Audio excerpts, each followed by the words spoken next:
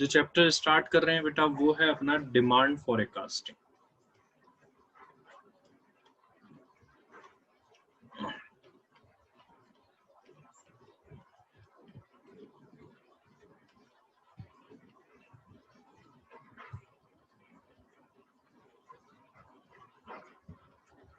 Demand forecasting start कर रहे हैं बेटा चैप्टर। तो देखिए बेटा डिमांड फॉरकास्टिंग का मतलब क्या है, आखिर what is the meaning of demand forecasting, इस पर सवाल आता है और कितने मार्क्स का आता है। तो बेटा ये जो चैप्टर है वो 0 मार्क्स से लेकर के 8 मार्क्स, मतलब जरूरी नहीं है कि एग्जाम में आए, और अगर क्वेश्चन आता है तो 8 मार्क्स तक का क्वेश्चन आपको एग्जाम्स में इस चैप्टर से मिल सकता है बेटा स्पेसिफिकली। तो इस चैप्टर की जो वेटेज है बेटा वो 0 to 8 मार्क्स है। डिमांड फॉरकास्टिंग का मतलब क्या है और इसकी कहां पर यूजफुलनेस होती है। देखिए बेटा डिमांड फॉरकास्टिंग का मतलब क्या है कि फ्यूचर में किसी प्रोडक्ट की कितनी डिमांड होगी मार्केट, उसको आज की डेट में ही फॉरकास्ट कर लेना। इस डिमांड फॉरकास्टिंग के फ्यूचर में किसी प्रोडक्ट की कितनी डिमांड होगी, आप आज की डेट में उसको फॉरकास्ट कर रहे हो, उसको हम बोलते हैं बेटा डिमांड फॉरकास्टिंग, उसे हम डिमांड फॉरकास्टिंग बोलते हैं। Demand forecasting is about future demand और sales of a product, future में किसी प्रोडक्ट की कितनी डिमांड या सेल्स हो। अब देखिए बेटा जो डिमांड फॉरकास्टिंग है, जो फॉरकास्ट की जाती है फ्यूचर के लिए डिमांड, वो हमको यहाँ पर करना है, वो काम अपन को यहाँ पर करना है कि फ्यूचर के लिए किसी प्रोडक्ट की डिमांड निकालना। डिमांड फॉरकास्टिंग के बेटा यहाँ पर 2 मेथड होते हैं। पहला डिपेंड करता है, यूं बोल सकते हैं क्वेश्चन के टाइप पर डिपेंड करता है कि फॉरकास्टिंग कैसे करें। वन टाइप ऑफ क्वेश्चन होगा जहां पर हमें टाइम वाइज डेटा दिया हुआ होगा, मींस आपको लास्ट 4 इयर्स 5 इयर्स 6 इयर्स का डेटा दे दिया है और आपसे पूछा जाएगा कि आने वाले 2 3 4 इयर्स 5 इयर्स के लिए क्या बताओ, डिमांड बताओ। तो वन टाइप ऑफ क्वेश्चन ऐसे होते हैं कि पास्ट टाइम का डेटा दिया होता है और फ्यूचर वाले टाइम का उसी बेसिस पर फॉरकास्टिंग कराई जाती है। सेकेंड टाइप ऑफ क्वेश्चन होते हैं बेटा सब्जेक्ट मैटर दे दिया जाता है, सब्जेक्ट मैटर दे दिया जाता है। 1 मिनट बेटा होल्ड करिए।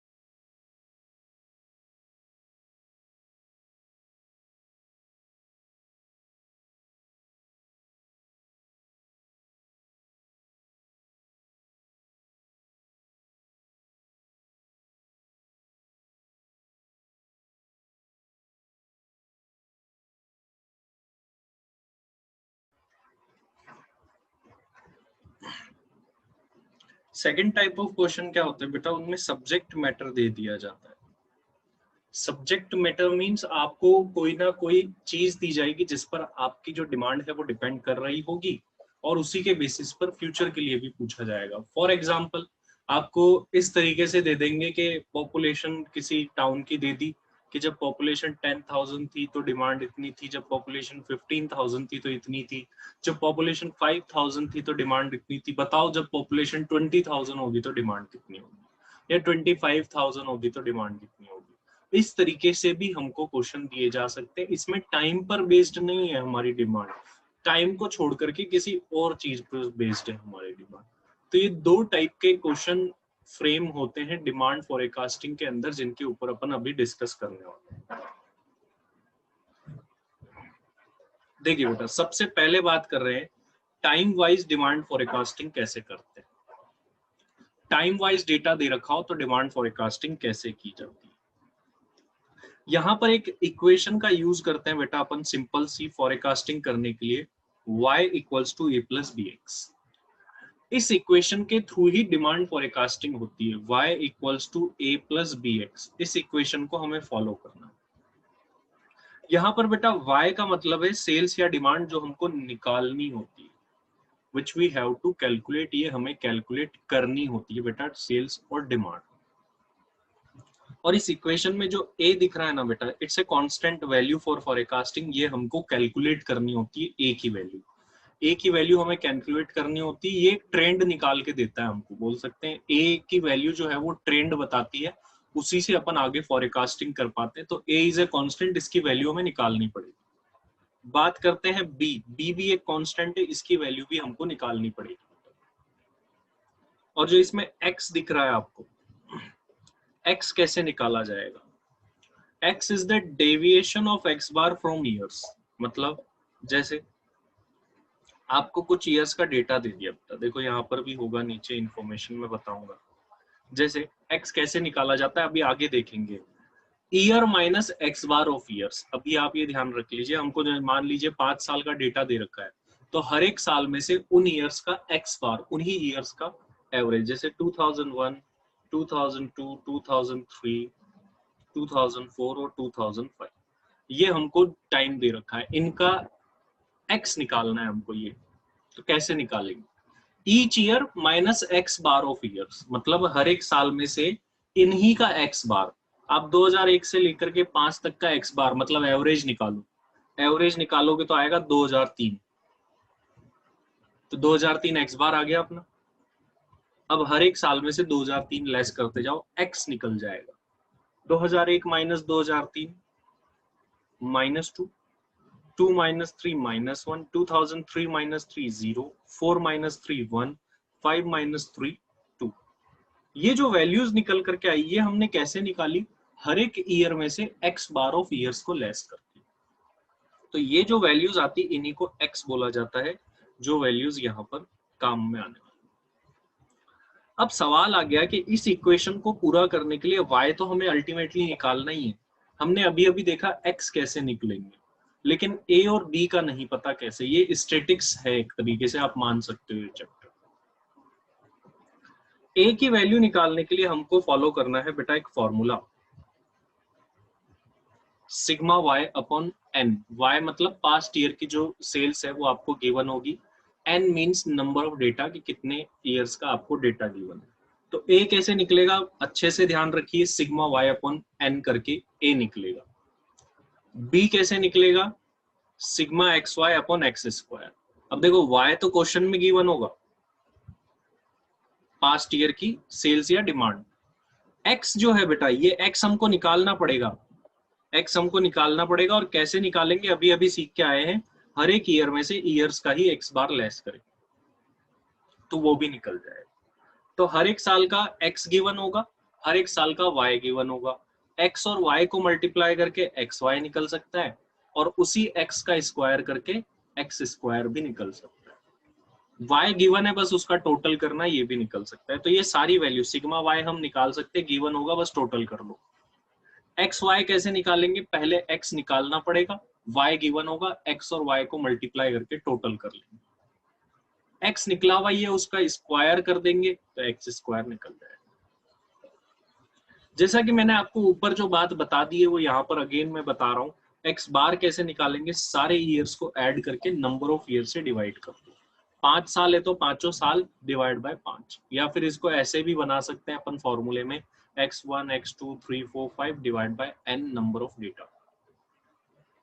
एग्जाम्पल मैं आपको ऑलरेडी ऊपर ही समझा चुका हूं, ये सेम एग्जाम्पल बेटा अपन ऊपर ही समझ चुके कि हम कैसे x निकालेंगे। अल्टीमेटली हमको यहाँ पर डिमांड फोरकास्टिंग करने के लिए जो डेटा चाहिए वो फाइनली अब क्या है वो मैं आपको बताने जा रहा हूँ। ईयर जो है बेटा ये तो हमें क्वेश्चन ही देगा, और डिमांड जो है ये भी हमें क्वेश्चन ही देगा। ये चीजें हमको क्वेश्चन देगा, दो चीजें, पास्ट डेटा और पास्ट ईयर की डिमांड क्या कह रही है, ये क्वेश्चन से हमको मिल जाएगा। ये तीन चीजें हमको निकालनी होगी, X, X square, X Y. आगे की सारी चीजें तभी निकलेगी जब एक्स निकल जाए। एक्स कैसे निकलेगा? हर एक ईयर में से क्या लेस करना है? X bar of years. जो ये ईयर्स है इन्हीं का एक्स बार निकाल लेना है, हर एक ईयर में से उस एक्स बार को लेस करते जाना है, तो हमारा यहाँ पर एक्स निकल जाएगा। ये जो x निकलेगा इसी का हमको यहाँ पर क्या कर लेना है? स्क्वायर कर लेना है, तो एक्स स्क्वायर निकल जाएगा।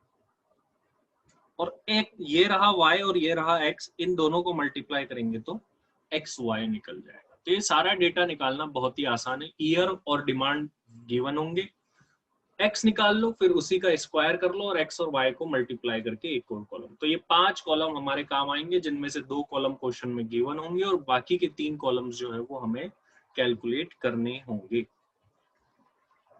अब बेटा बात आ जाती है कि क्यों ना इसको एक एग्जाम्पल के थ्रू समझे, क्योंकि बातें तो हम सारी जान चुके हैं बेटा। देखिए ये हमारा एक मॉड्यूल का क्वेश्चन है, इसी को यहाँ पर लेते हैं और जानते हैं इसके बारे में। From the following time series data of sale project the sales for next 3 years। मतलब जो डेटा दे रखा है उनको बेस लेते हुए अगले आने वाले 3 सालों की सेल्स निकाल के बताओ। तो 2001 से लेकर के 2007 तक का हमें डेटा गिवन है, ठीक है, और उनकी सेल्स थाउजेंड्स में गिवन है, ये रही हमारी। तो हमारे पास में ईयर है और सेल्स जिसको हम वाई बोलते हैं वो है, बाकी कुछ भी नहीं है। आगे आने वाले 3 सालों की हमें सेल्स या डिमांड निकाल के बताना। तो ये 2 चीजें हमारे पास में बेटा गिवन है। ये ईयर का डेटा हमें गिवन है और सेल्स भी हमें गिवन है हर एक साल की, थाउजेंड्स में है, इसीलिए ऊपर ही अपन ने 3 0 लगा दी। एक्स निकालना है, बताओ बेटा कैसे निकालेंगे, बताओ एक्स कैसे निकालेंगे। सर ईयर्स का एक्स बार निकालेंगे पहले और हर एक ईयर में से x bar of years less करेंगे। बताओ बेटा इसका एक्स बार निकालोगे कितना आएगा, जल्दी से मुझे बताइए कितना आएगा बेटा, एक्स बार निकालोगे कितना आएगा, एक्स बार ऑफ ईयर्स करेंगे तो कितना आ रहा है। बिल्कुल बेटा, अगर हम इनका एक्स बार निकालेंगे तो सिंपल सा है कि इन सबको ऐड करके डिवाइड बाय 1 2 3 4 5 6 7 से डिवाइड करोगे 2004 आ जाएगा। मिड वाली वैल्यू जो है एक्स बार निकलती है। इट मीन सर हमें हर एक ईयर में से 2004 को लेस करना है। बिल्कुल बेटा, अभी लेस कर देते हैं। 2001 में से 2004 लेस किया -3, 2002 में से 4 -2, ऐसे ही -1 और 0 1 2 3 ये सभी हम निकाल लेंगे, टोटल करेंगे 0 आ रहा है। हालांकि इसका टोटल कहीं काम ही नहीं आता है। अब आगे की चीजें निकालने के लिए जो दूसरी चीज काम आती है वो आती है एक्स स्क्वायर। अभी इनको इक्वेशन में यूज भी लेंगे, पहले निकाल ले फिर सारा। एक्स निकला हुआ इनका स्क्वायर कर दीजिए, -3 का स्क्वायर करोगे माइनस माइनस प्लस हो जाएगा मल्टीप्लाई होके और 9 आ जाएगा 3 का स्क्वायर। 2 का स्क्वायर 4, 1 का 1 ही आएगा, 0 का 0 ही आएगा यहाँ पर, 1 का 1 ही, 2 का 4 और 3 का 9। बड़ा आसान है सर एक्स स्क्वायर निकालना भी। एक्स स्क्वायर का भी हमने क्या कर दिया है, टोटल कर लेना है, 28 आ जाएगा। अब बात आ गई सर एक्स और वाई कैसे निकाले, एक्स वाई। तो ये रहा वाई, सेल्स को हम वाई बोलते हैं, और ये रहा एक्स, दोनों को मल्टीप्लाई कर लो निकल जाएगा X Y. 80 into -3 -240, 90 into -2 minus के 180, 92 इंटू 1 -92 क्योंकि माइनस का है 1, 83 इंटू 0 0, 94 इंटू 1 94, 99 इंटू 2 198 आ गया और 92 इंटू 3 276। मतलब x की वैल्यू और y की वैल्यूज को मल्टीप्लाई कर लिया और फिर कर लिया है टोटल, जो कि 56 आ गया है। तो हमारे पास में सिग्मा y निकल चुका है बेटा, सिग्मा y 630, सिग्मा x भी है हमारे पास 0, सिग्मा एक्स स्क्वायर का टोटल कितना है, आई थिंक 28, और सिग्मा एक्स वाई का 56। ये सारी वैल्यूज निकल गई। अब इन्हीं से अपन a और b की वैल्यू निकाल सकते हैं। सर a की वैल्यू कैसे निकलती थी, देखो बेटा a की वैल्यू निकालने का तरीका क्या था, sir sigma y upon n करेंगे a निकल जाएगा, और sigma x Y upon sigma x square करेंगे b निकल जाएगा, ये दोनों निकल जाएंगे सर। और हमारी मेन इक्वेशन क्या है, देखो बेटा मेन इक्वेशन है y equals to a plus B X. इसी से फॉरकास्टिंग करने वाले, अभी मैं आपको बताऊंगा कैसे। लेकिन ये इक्वेशन पूरी होने के लिए पहले a और b निकालना जरूरी है। a कैसे निकलेगा sir, sigma Y upon N करके, तो वाई का टोटल कितना है सर? वाई का टोटल है 630। N means number of data, कितने नंबर ऑफ डेटा है? 1 2 3 4 5 6 7 डेटाज है टोटल, तो डिवाइड बाय 7। तो ए की वैल्यू 90 निकल जाएगी बेटा। बी की वैल्यू कैसे निकलेगी?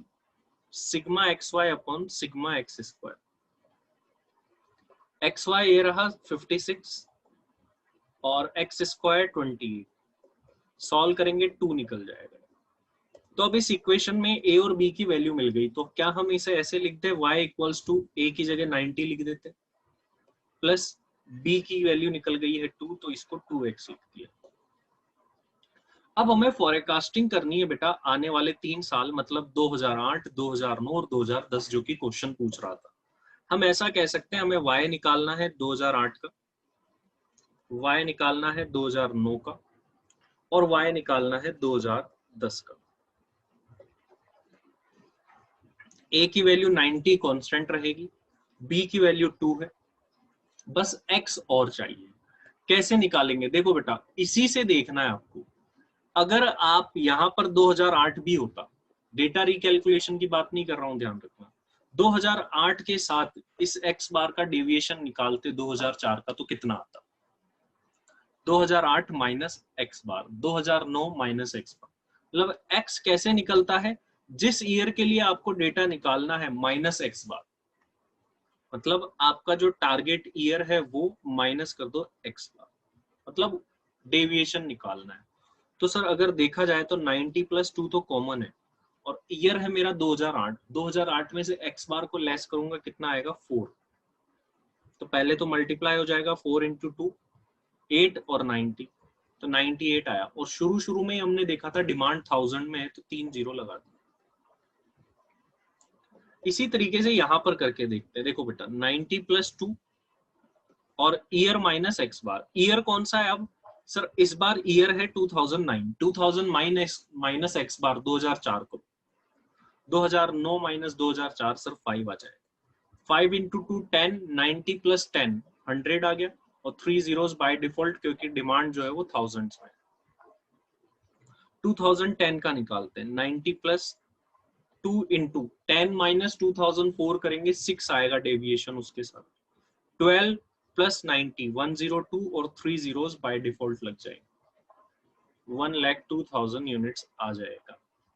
So this was the all thing. जल्दी से बेटा मुझे बताइए क्लियर है कि नहीं, यस और no. First method has been completed. Exam में क्वेश्चन आया हुआ इस टॉपिक का, 1 to 2 अटेम्प्ट पहले ही आया हुआ है, जाकर के एग्जाम का क्वेश्चन कर लेना बेटा, हो जाएगा।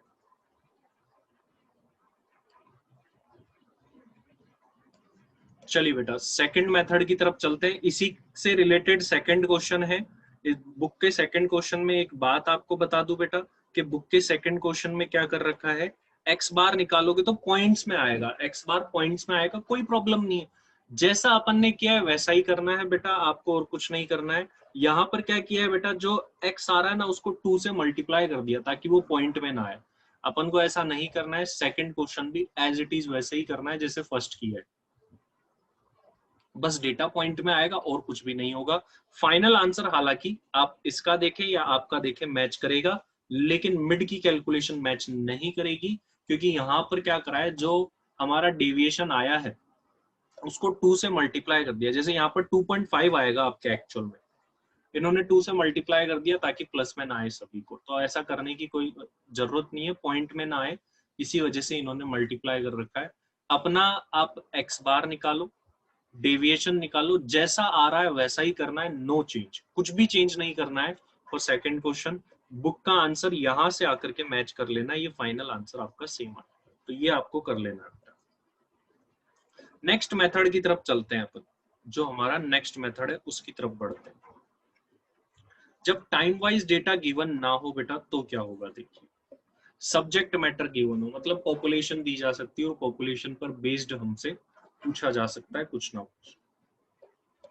तो जो अपना नेक्स्ट टॉपिक है बेटा, how to do demand forecasting when subject matter और एक्स इज ऑलरेडी गिवन भी कह सकते हैं।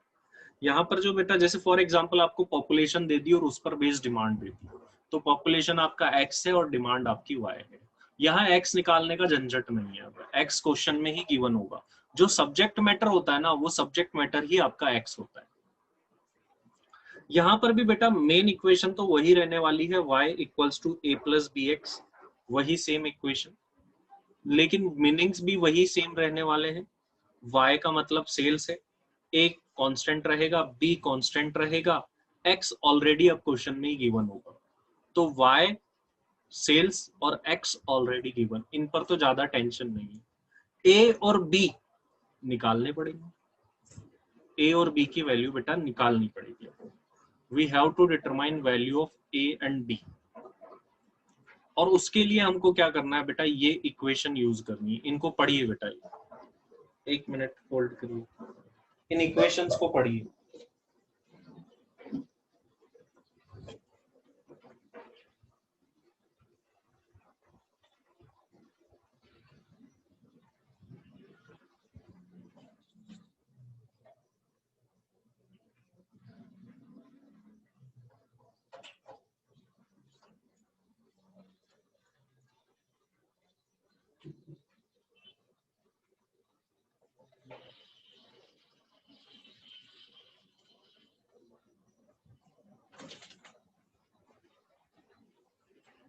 अब इन इक्वेशंस में देखिए बेटा, यहाँ पर इक्वेशंस हो गई है थोड़ी सी change.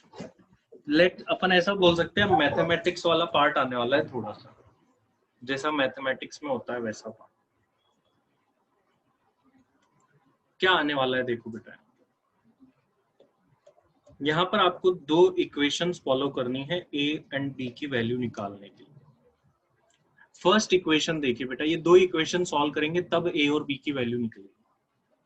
Sigma y equals to N A की वैल्यू तो निकालनी है, n का मतलब number of data, sigma y भी निकाल सकते हैं, क्वेश्चन में ऑलरेडी गिवन। एन ए plus B sigma x, sigma X भी निकाल सकते हैं, क्वेश्चन में गिवन होता है क्योंकि इसमें x गिवन होता है।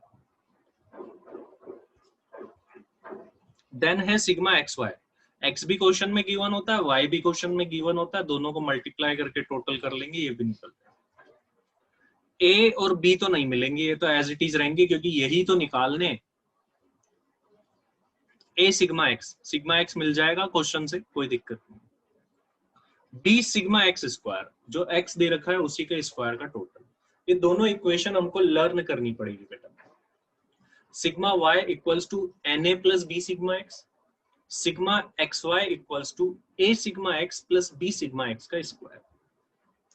अगर आप ओवरऑल देखो बेटा, तो यहाँ पर हमको क्या क्या निकालने की जरूरत पड़ेगी फॉर्मेट में देखे तो, एक तो आपको सिग्मा y चाहिए होगा, क्वेश्चन में गिवन होता है y, बस उसका टोटल करना है। सिग्मा x चाहिए होगा, क्वेश्चन में x गिवन आएगा, उसी का टोटल करना है। सिग्मा एक्स स्क्वायर, x का ही स्क्वायर करके टोटल कर लेना है। और sigma x Y, x and y question में गिवन होते हैं, दोनों को मल्टीप्लाई करके टोटल कर लेना। इनकी जो भी वैल्यूज हैं इन इक्वेशन में पुट करके बस इक्वेशन सॉल्व करनी है, a और b निकल जाएंगे। कैसे करनी है बिल्कुल अभी बताते हैं बेटा। ये चार जो चीजें हैं वो हमको निकालने की जरूरत है, एक्स वाई और X square. X Y question में गिवन है, उन्हीं से निकल जाएगा। लेकिन इसको समझने के लिए बेटा अपन एक क्वेश्चन का सहारा ले लेते हैं और उसी से समझते हैं। तो हमारे मॉड्यूल का बेटा क्वेश्चन नंबर 3 यहाँ पर गिवन है, illustration number 3। An investigation into the demand of color TV set in 5 towns has resulted in the following data. 5 town के कलर टीवी के डिमांड के बारे में स्टडी की गई है। पॉपुलेशन गिवन है और कितने टीवी सेट की डिमांड आई वो भी गिवन है। एक्स गिवन है, वाई गिवन है। एक्स है 5, 7, 8, 11, 14 और ये लैक्स में है बेटा, क्वेश्चन खुद ही बोल रहा है।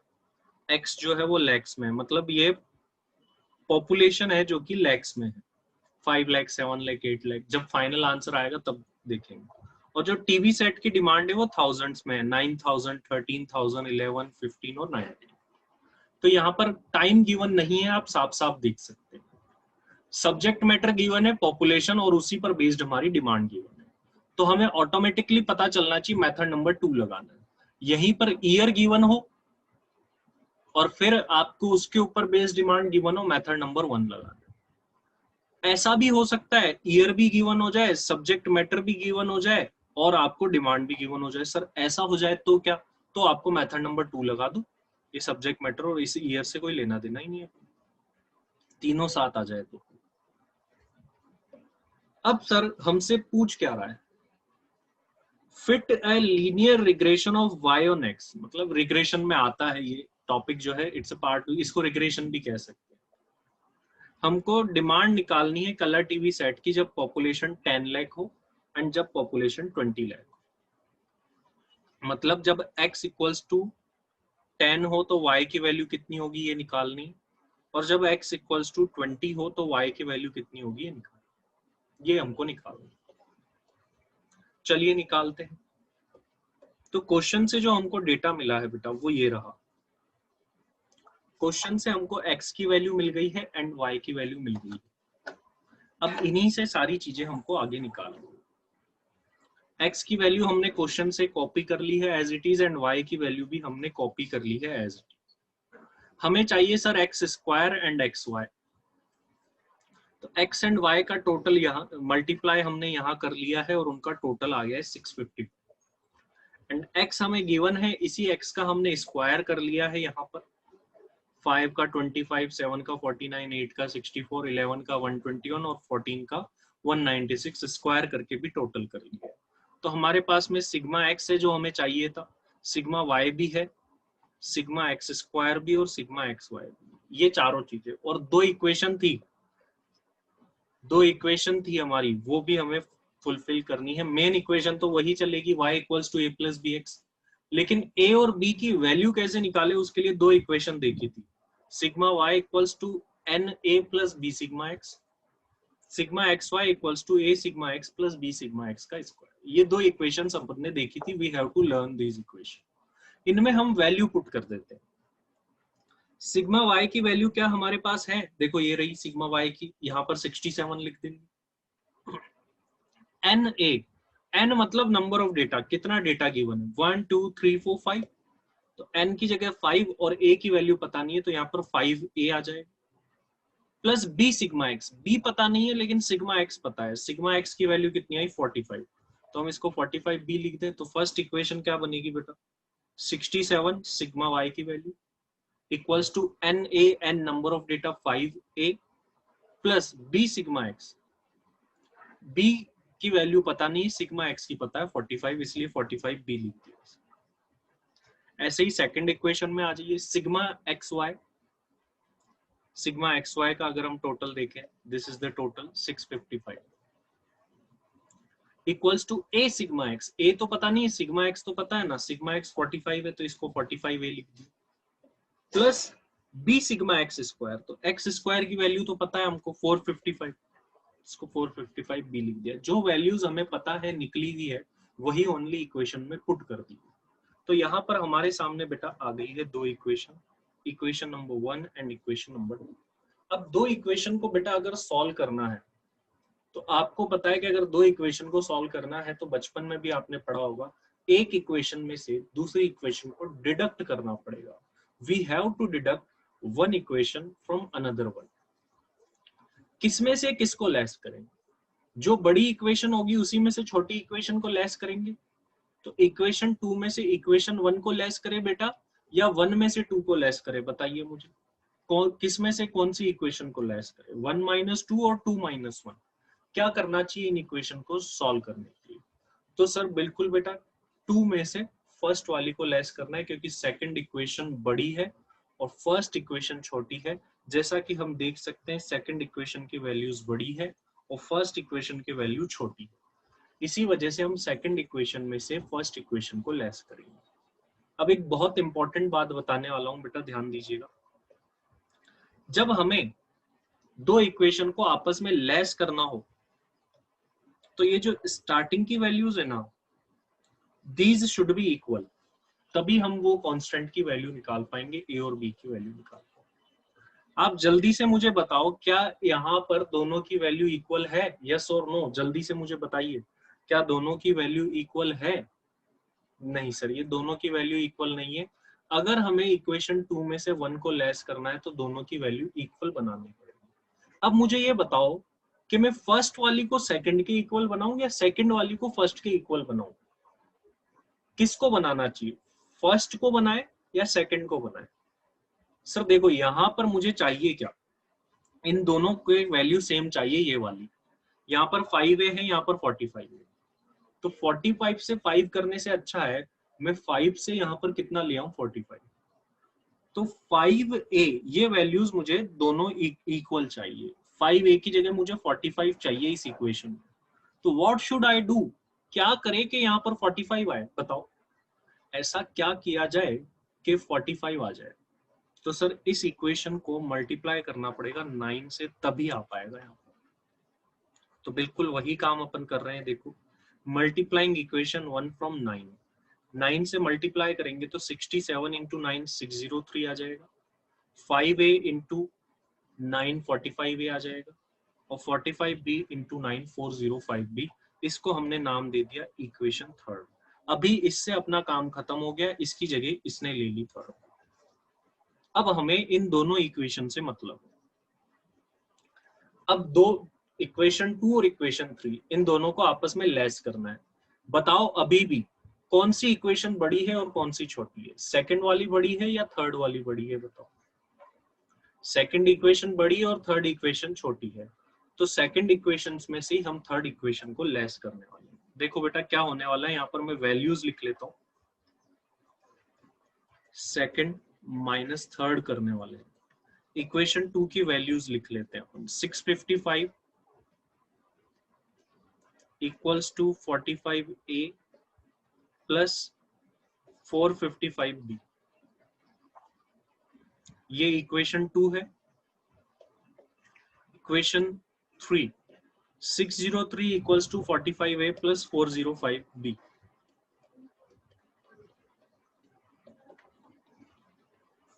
ये इक्वेशन 3 है।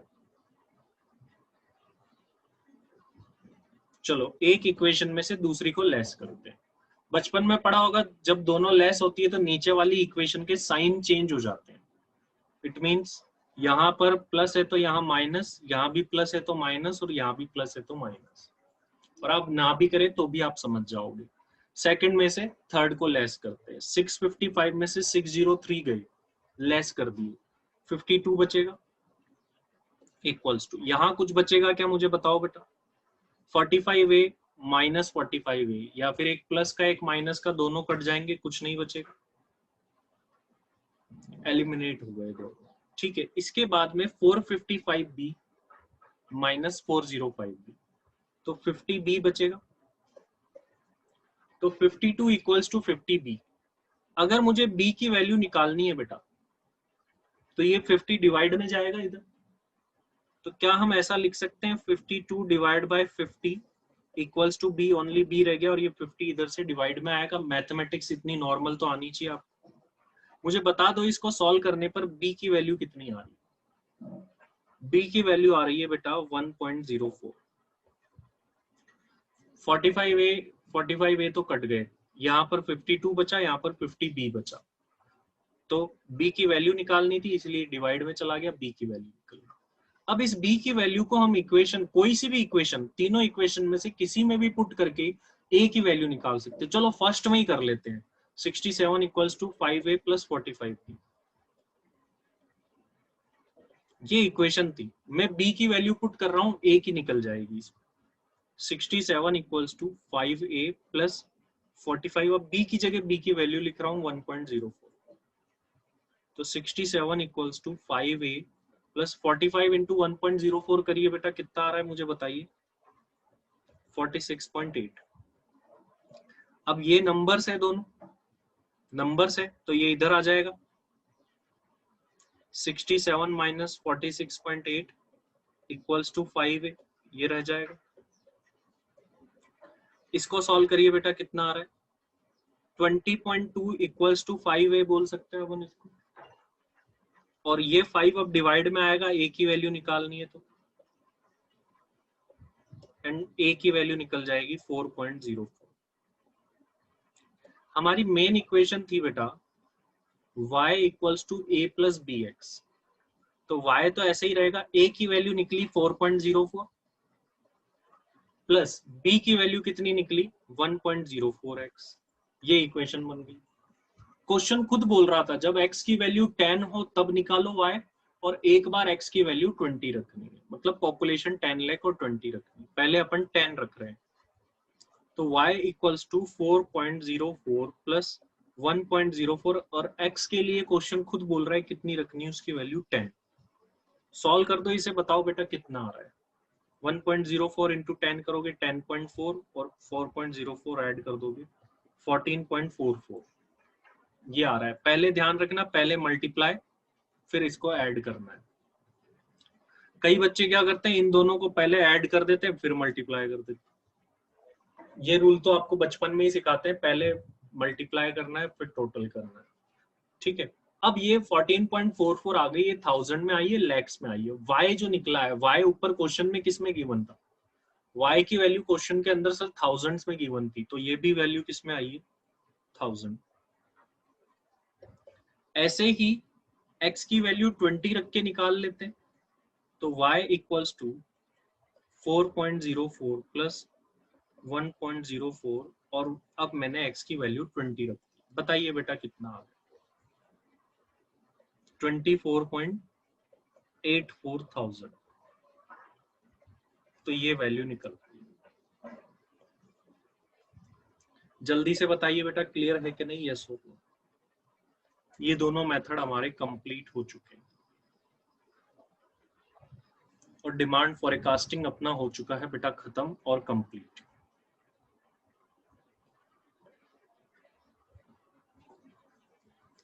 जनरल सी ये इक्वेशन वगैरह बेटा आपको याद करनी पड़ेगी बस, बाकी ऐसा इसमें कोई टेक्निकल डिफिकल्टी है नहीं।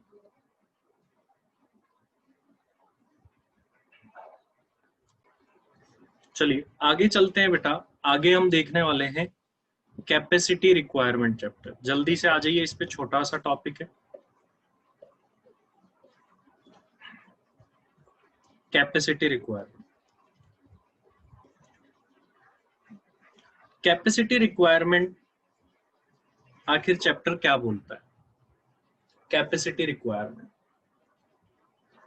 देखिए बेटा कैपेसिटी रिक्वायरमेंट जो चैप्टर है,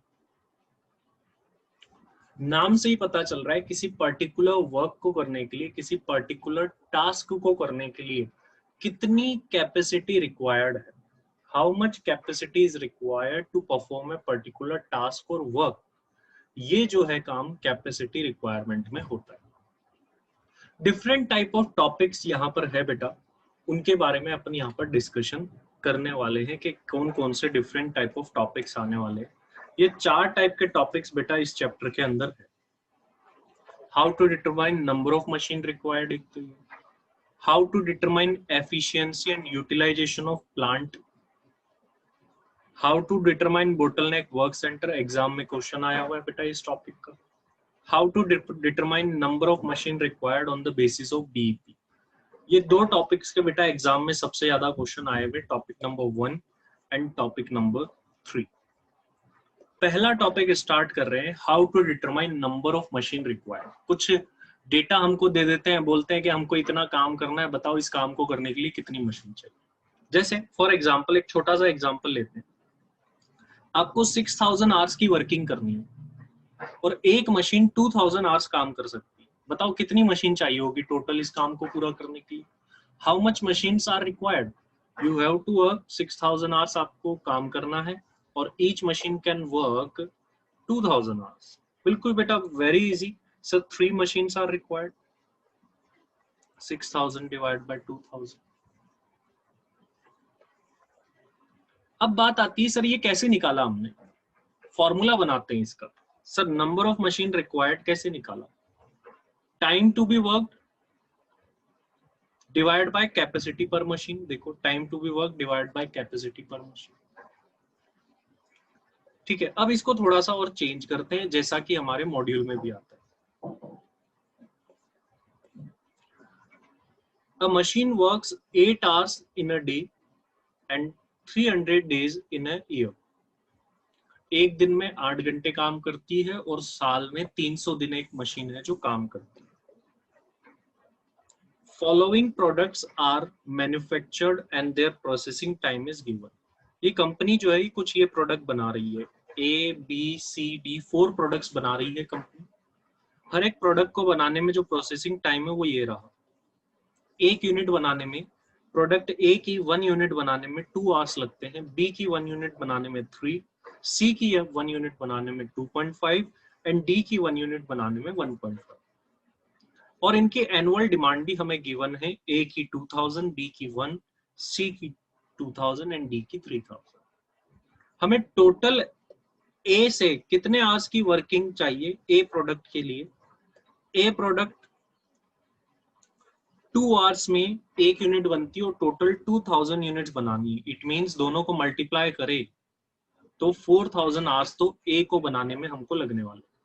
ऐसे ही बी की 1 यूनिट में 3 आवर्स लगते हैं, 1000 यूनिट बनानी है मतलब 3000 आवर्स, इसमें 5000 आवर्स और ये 4500।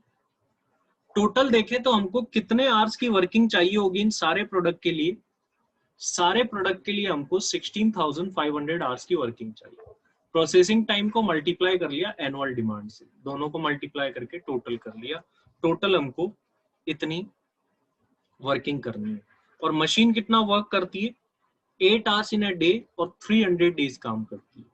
8 इंटू 300, एक मशीन का अगर देखूं तो कितना काम करती है? 2400 आवर्स ही काम करती है। तो बताइए पूरे ईयर के अंदर हमें कितनी मशीन चाहिए? पूरे ईयर्स के अंदर हमें कितनी मशीन चाहिए? देखो सर, मैंने यहाँ पर स्टेप से भी समझा दिया है। सबसे पहले तो हमें टोटल नंबर ऑफ आवर्स निकाल लेने हैं, जो कि हमने निकाले प्रोसेसिंग टाइम और एनुअल डिमांड को मल्टीप्लाई करके, और आ भी गए 16500। पर मशीन की capacity 2400 hours, number of machine निकालना है, hours to be worked, capacity per machine, कितने आवर्स की वर्किंग करनी है? Sir 16500 hours. 16500 आवर्स, एक मशीन की कैपेसिटी कितनी है सर? 2400। तो ये आएगा बेटा 6.875, लेकिन मशीन पॉइंट्स में तो लाई नहीं जा सकती। इट मींस यहाँ पर आंसर कितनी मशीन हमको लानी पड़ेगी बेटा? 7 मशीन्स हमको यहाँ पर लेकर के आनी पड़ेगी। 7 machine is the right answer. Exam में आया हुआ क्वेश्चन है बेटा, 6 मार्क्स के अंदर एग्जाम्स में आ सकता है ये क्वेश्चन। बहुत ही आसान और कॉमन सेंस बेस्ड क्वेश्चन है। जल्दी से मुझे बताइए बेटा, क्लियर है कि नहीं, यस और नो। टोटल कितने आवर्स काम करना है वो निकालो, डिवाइड बाय एक मशीन कितने आवर्स काम करती है उससे डिवाइड कर दो, दैट्स इट, हमारा आंसर निकल जाए। नेक्स्ट जो हमारा टॉपिक है बेटा वो है how to determine efficiency and utilisation. किसी प्रोडक्ट की या प्रोसेस की एफिशिएंसी कैसे निकालते हैं और यूटिलाइजेशन कैसे निकालते हैं। एफिशिएंसी और यूटिलाइजेशन निकालने से पहले हमें 3 चीजों के बारे में पढ़ना है, 3 कैपेसिटी के बारे में पढ़ना है, ऐसे कह सकता हूं मैं। एक को हम बोलते हैं इंस्टॉल्ड या डिजाइंड कैपेसिटी, एक को हम बोलते हैं प्रैक्टिकल या इफेक्टिव कैपेसिटी, और एक को हम बोलते हैं एक्चुअल कैपेसिटी। इनको कैसे समझे? There are 3 type of capacity, वो समझनी पड़ेगी, फिर ही अपन एफिशिएंसी या यूटिलाइजेशन निकालना सीख पाएंगे। बड़ा सिंपल सा एग्जांपल है जो बेटा मैंने आपको क्लास में भी देता हूं। फॉर एग्जांपल, पूरे डे में 24 आवर्स है, 24 आवर्स पूरे डे में है। आपने सोचा कि मैं पढ़ाई करूंगा, और बड़े आराम से आपने सोचा क्या आप 24 आवर्स इन अ डे पढ़ाई कर सकते हैं? नहीं सर, पॉसिबल नहीं है। तो आपने सोचा मैं बिना रुके बिना थके या बहुत ही comfortably 12 hours in a day पढ़ सकता हूँ। You think about that, but actual में you have study for 6 hours only. Actual में आपने 6 आवर्स ही पढ़ाई करी। ये जो बेटा 24 आवर्स है ना, दिस इज योर इंस्टॉल्ड या डिजाइंड कैपेसिटी, मतलब this is the maximum achievable capacity, जो आप मैक्स टू मैक्स अचीव कर सकते हो बिना रुके बिना थके। अगर आप काम कर लो, जितनी यूनिट्स आप प्लांट में बना सकते हो, मान लो आप प्लांट में बिना रुके बिना थके पूरे साल ही काम करते रहो, 1 सेकंड भी प्लांट बंद ना हो, तो जितनी यूनिट्स बनेगी ना उसको बोलते हैं इंस्टॉल्ड या डिजाइन कैपेसिटी। लेकिन ये पॉसिबल नहीं होती। अब जो पॉसिबल है कि भाई कुछ आइडियल टाइम भी होगा, कुछ रेस्ट भी चाहिए होगा, वो सब कुछ हटाने के बाद जितना आप प्रैक्टिकली आराम से कर सकते हो, that capacity is known as your practical या इफेक्टिव कैपेसिटी, प्रैक्टिकल या इफेक्टिव कैपेसिटी। और फाइनली जो आपने एक्चुअल में किया है उसको बोलते हैं एक्चुअल कैपेसिटी। ये आप ही का डेटा है, मान लीजिए आज ही का डेटा है आपका, मुझे आपकी एफिशिएंसी देखनी है, एफिशिएंसी देखनी है मुझे आपकी। बताइए बेटा कितना एफिशिएंट आप रहे, कैसे निकालूं आपकी एफिशिएंसी, कैसे निकालूं कितना एफिशिएंट आप रहे। तो देखिए बेटा एफिशिएंसी कब निकाली, कैसे निकाली जाए। एफिशिएंसी उसी से तो कंपेयर की जाएगी कि आपको क्या करना था और आपने क्या किया, उसी से तो कंपेयर करेंगे आपको क्या करना था। फॉर एग्जांपल मैं बड़ा सिंपल सा बना देता हूँ, एक चैप्टर को करने में आपको 12 आवर्स लगने चाहिए थे, 6 आवर्स लगने चाहिए थे, ठीक है। या फिर और इसी डेटा को ले लेते हैं, एक चैप्टर को करने के लिए, ठीक है, आपने दिए 6 आवर्स लेकिन देने थे 12 आवर्स। उल्टा कर रहा हूं, कंप्लीट नहीं हुआ है चैप्टर। या फिर यूं बोल ले सिंपल सा, आपको पढ़ाई करनी थी 12 आवर्स लेकिन आपने 6 आवर्स ही पढ़ाई करी, तो कितना एफिशिएंट आप रहे। You studies only for 6 hours but you have to studies for 12 hours, तो कितना परसेंट आप एफिशिएंटली रहे। सर मुझे पढ़ना था 12 आवर्स लेकिन पढ़ा 6 आवर्स ही, मैंने ओनली 50% एफिशिएंसी दिखाई, 50% एफिशिएंसी दिखाई। This is efficiency.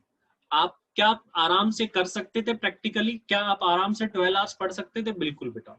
जो प्रैक्टिकली इफेक्टिवली अवेलेबल है और जो आपने एक्चुअल में किया है, एक्चुअल को और इफेक्टिव को या प्रैक्टिकल को कंपेयर करके क्या निकाली जा सकती है, एफिशिएंसी। अच्छा बताओ बेटा आपने डे का कितना यूटिलाइजेशन किया, डे को कितना यूटिलाइज किया, डे यूटिलाइजेशन कितना हुआ फॉर स्टडी। अगर ये देखना हो तो आपने ओनली 6 आवर्स की पढ़ाई करी और डे इज ऑफ 24 आवर्स, तो आपने डे का कितना यूटिलाइजेशन किया, 25। यहीं से मैं फॉर्मूला बनाने वाला हूं, ध्यान से देखना बेटा। एफिशिएंसी का फॉर्मूला बनाओ, क्या बनेगा बताओ। ये 6 कौन सी कैपेसिटी थी अपनी, 6 which capacity is this, actual capacity. 12 कौन सी कैपेसिटी थी, इफेक्टिव या प्रैक्टिकल कैपेसिटी, इफेक्टिव कैपेसिटी या प्रैक्टिकल कैपेसिटी इनटू 100, ये एफिशिएंसी का फॉर्मूला बन गया। यूटिलाइजेशन का बनाओ, यूटिलाइजेशन का बनाओ, ऊपर क्या आएगा, कौन सी कैपेसिटी, एक्चुअल कैपेसिटी। और ये 24 कौन सी थी, डिजाइंड या इंस्टॉल्ड कैपेसिटी, डिजाइन कैपेसिटी या इंस्टॉल्ड कैपेसिटी। तो दिस इज द फॉर्मूला। और ये 3 टाइप ऑफ कैपेसिटी होती है। फर्स्ट है मैक्सिमम अचीवेबल बेटा,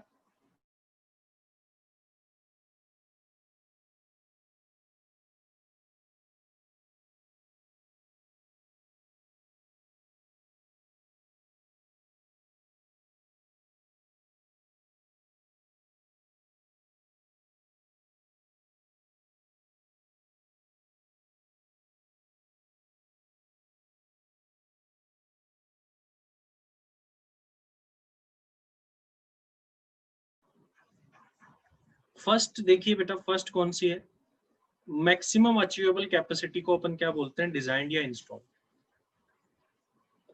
और जो प्रैक्टिकली अचीव की जा सकती है उसको बोलते हैं प्रैक्टिकल या इफेक्टिव कैपेसिटी। और जो आपने एक्चुअल में किया एक्चुअल कैपेसिटी, फॉर्मूला अपन ने ऑलरेडी बना लिया है। अब मैं आपको क्वेश्चन दिखाता हूं मॉड्यूल का, वो अपन ट्राई करते हैं। ये क्वेश्चन बेटा आप ट्राई कर लेना, जो फर्स्ट क्वेश्चन किया था उसके जैसा ही है। मॉड्यूल के अंदर पेज नंबर वेरी हो सकते हैं, देख लेना। मेरे मॉड्यूल में पेज नंबर 19 है, कैपेसिटी रिक्वायरमेंट का फर्स्ट क्वेश्चन है। ये वाला जल्दी करके बताओ मुझे, इसकी एफिशिएंसी और यूटिलाइजेशन निकालो जल्दी से, बताओ।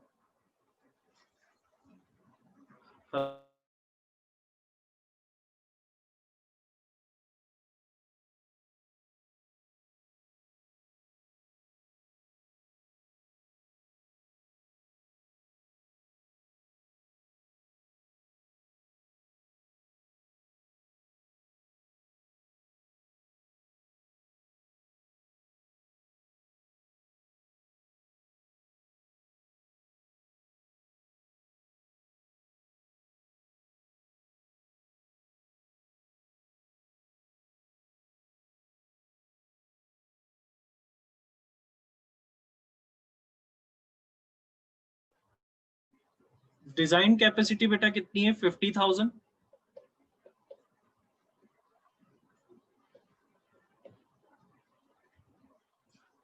और इफेक्टिव कैपेसिटी इज द 40,000 और actual capacity is the 36,000। First of all efficiency निकालनी है, एक्चुअल 36, इफेक्टिव या प्रैक्टिकल 40,000, 90% आ गई। और यूटिलाइजेशन बताओ जल्दी से निकाल के मुझे। सर यूटिलाइजेशन तो एक्चुअल कितना है 36 और ओवरऑल डिजाइन था 50, 72%। जल्दी से बताइए बेटा क्लियर है कि नहीं, यस और नो, ये बात जल्दी से बताइए बेटा।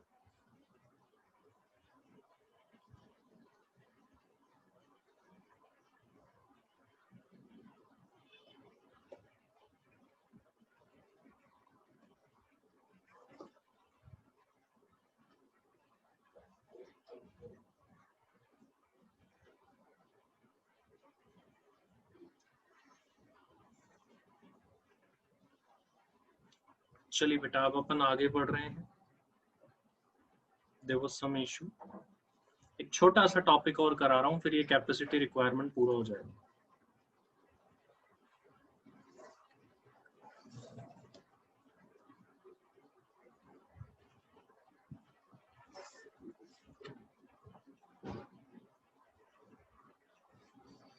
स्क्रीन शो हो रही है आपको बेटा सभी को?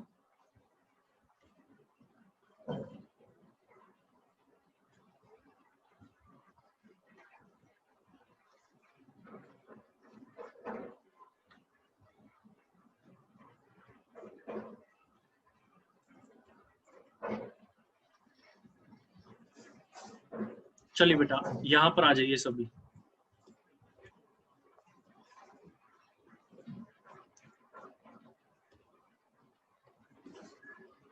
How to determine bottleneck work centre.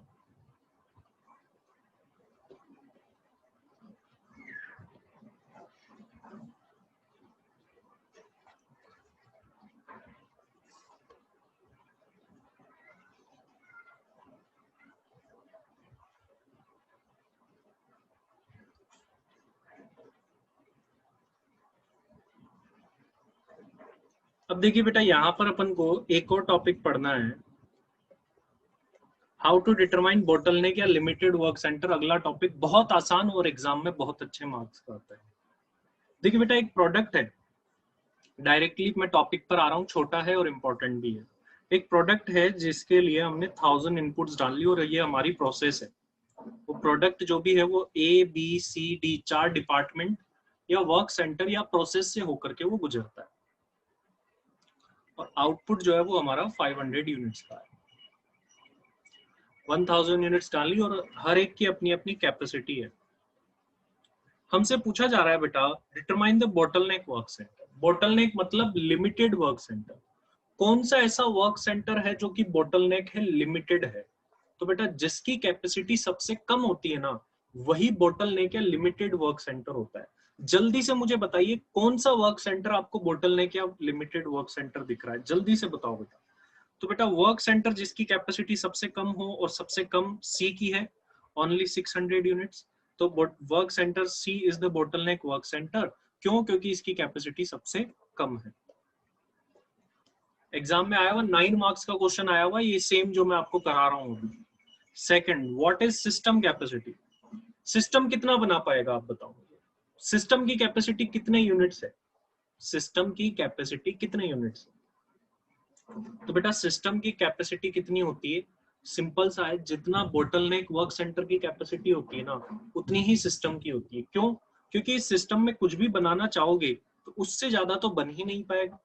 तो the capacity of the bottleneck work centre is the capacity of system as well.